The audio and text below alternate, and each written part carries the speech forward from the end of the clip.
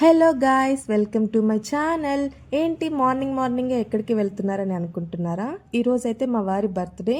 So మేమైతే కాణిపాకంకి వెళ్దామని మార్నింగే రెడీ అయ్యి వెళ్తున్నాము.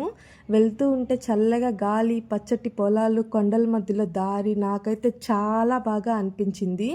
ఇంకా మేమైతే కాణిపాకంకి అయితే రీచ్ అయిపోయాము. అయితే 9:30కి రీచ్ అయ్యాము టెంపుల్ దగ్గరికి.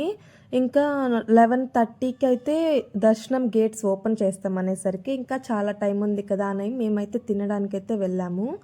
నేనైతే మసాలా దోశ తింటున్నాను. నేను ఫస్ట్ టైం మసాలా దోశ తింటున్నా. ఇందులో ఇన్ని ఆనియన్స్ ఉంటాయని అయితే నాకు అసలు తెలీదు.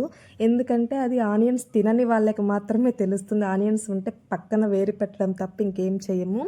ఇంక మేమైతే తినేసి దర్శనం క్యూలో అయితే నిల్చున్నాము. చాలామంది క్రౌడ్ అయితే ఉన్నారు. అంటే వెయిటింగ్ ఎక్కువ ఉన్నింది, దర్శనం మాత్రం త్వరగా అయితే కంప్లీట్ అయిపోయింది. మీరు కనుక వెళ్ళినట్లయితే ముందుగా టైమింగ్స్ అయితే తెలుసుకోండి. అంటే 8కి 11కి అట్లాగా దర్శనం లోపలికి పంపిస్తారంట. ఇంకా మంచిగా దర్శనం చేసుకొని బయటకు వచ్చేసి మంచిగా ఫొటోస్ తీసుకున్నాము, కొబ్బరికాయ కొట్టేసాము. ఇంకా అక్కడికి వెళ్ళి షాపింగ్ చేయకపోతే ఎలా, అందుకని నేనైతే ఒక దేవుడి పట్టం అయితే తీసుకున్నాను. అంటే నాకు ఇంట్లో 4 ఉన్నాయి, ఇంకోటి తీసుకుందాం 5 ఉంటాయి, 4 ఉండకూడదు 5 ఉండాలి అనేసరికి నేనైతే ఒక దేవుడి పట్టం తీసుకున్నాను.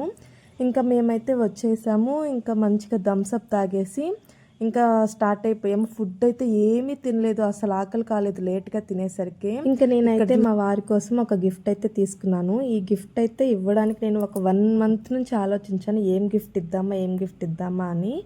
ఇంకా తనకైతే ఒక మంచి గిఫ్టే నేను ఇచ్చాను.